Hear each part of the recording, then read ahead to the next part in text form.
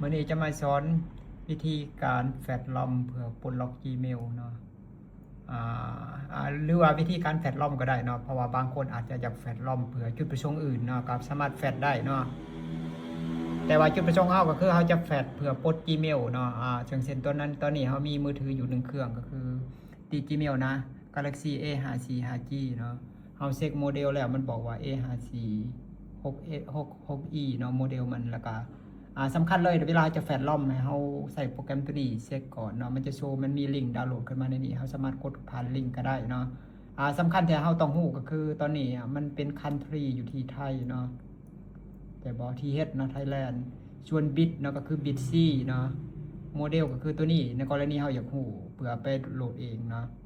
ส่วนคนที่อยากรู้เลขอีมีซีเรียลก็คือตัวนี้อีมีซีเรียลเนาะโอเคนะเข้าใจนะในกรณีเรารู้ข้อมูลแล้วเราอยากจะโหลดเนาะก็เปิด Google ขึ้นมาเนาะเข้าไปในเว็บ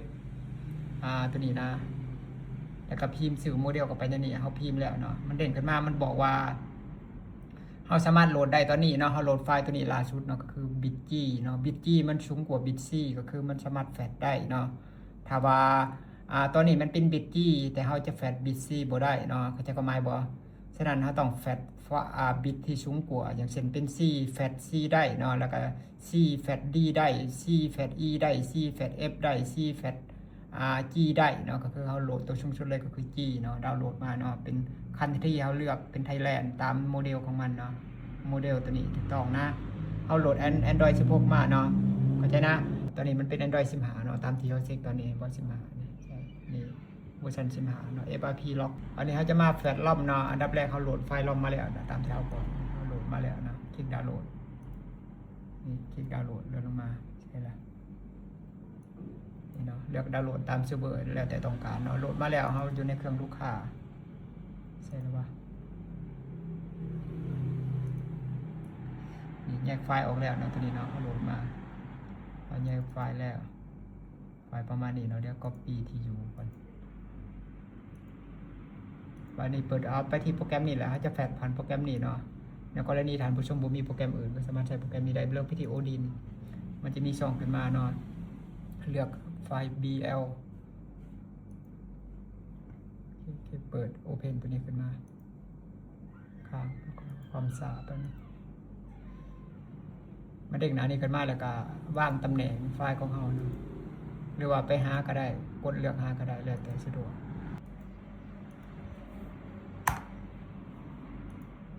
BL ตัวนี้เนาะไฟล์ BL Open มันจะอยู่สลับกันส่วน AP เลือก AP ตัวเทิงส่วน CP เลือก C แล้วก็ CHC ให้เลือกตัวนี้นะ CHC ทั้งนั้นโอเคหลังจากเราไฟล์มาแล้วเนาะเช็คเบิร์คลิกรีบูตตัวนี้แล้วก็คลิกแฟลชเนาะก่อนจะแฟลชมือถือเขากดเขาดาวน์โหลดโหมดหรือว่าจะกดเลยก็ได้เนาะน่าจะเขาเหมือนกันลองเบิร์มันจะสั่งเขาได้บ่ถ้ามันบ่สั่งมันเลยเนาะให้กดเขาดาวน์โหลดโหมดก่อนให้เลือกไปในนี้เนาะใช่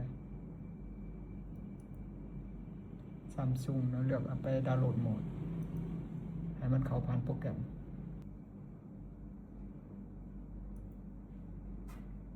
วันนี้กดเขาได้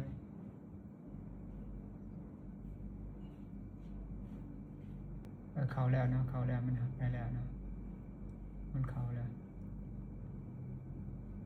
เนี่ยมันจะหายไปในรูปนี้อย่างเดียวตัวเดียวนี่ก็คืออยู่ในดาวน์โหลดโหมดหลังจากนั้นเขาอยู่ในหน้าแฟลชอยู่แล้วติ๊กในนี้เนาะแล้วก็แฟลชมันก็จะแล่นมันก็จะทำงานเนาะอันนี้ก็รอเนาะขั้นตอนนี้มันจะแฟลชมันใช้เวลานานมันแล้วแต่บางเครื่องก็3-4 นาทีบางเครื่องก็อาจจะ7-8 นาทีแล้วแต่เนาะปกติมันก็บ่นานนะ3-4 นาทีน่าจะผ่าน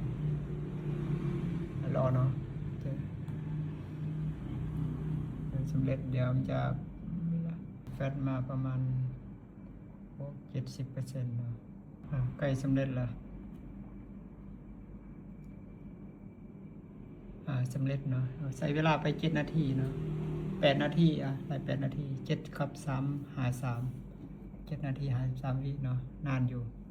โอเควันนี้ก็ลอกเครื่องมารีบูตขึ้นมาใหม่เนาะมันก็จะเป็น iOS Android เวอร์ชัน16ตามเวอร์ชันที่เราแฟดเข้าไปเนาะไฟล์ลอมเราเป็นเวอร์ชันใดมันก็จะเป็นเวอร์ชันนั้นเนาะโอเคนะรอ ลังจากเครื่องมันเปิดมาแล้วนะมาเช็คอีกรอบเนาะกดตัวนี้เพื่อเช็คได้บ่อันนี้มันจะขึ้น Android 16 แล้วเวอร์ชัน16 แล้วเป็นบิต G แล้วนะเห็นบ่จากที่นี่เป็นบิต C ตอนนี้มันเป็นบิต G แล้วเนาะก็คือบัดนี้จะมาใส่โปรแกรมโปรอีกรอบมาในโปรแกรมนี้เหมือนเดิม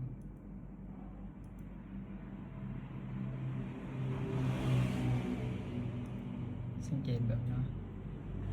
ถ้าว่ามันผ่านถ้าว่ามันแล่นนะตามที่เขาบอกมันแล่นไปประมาณเกิน 40%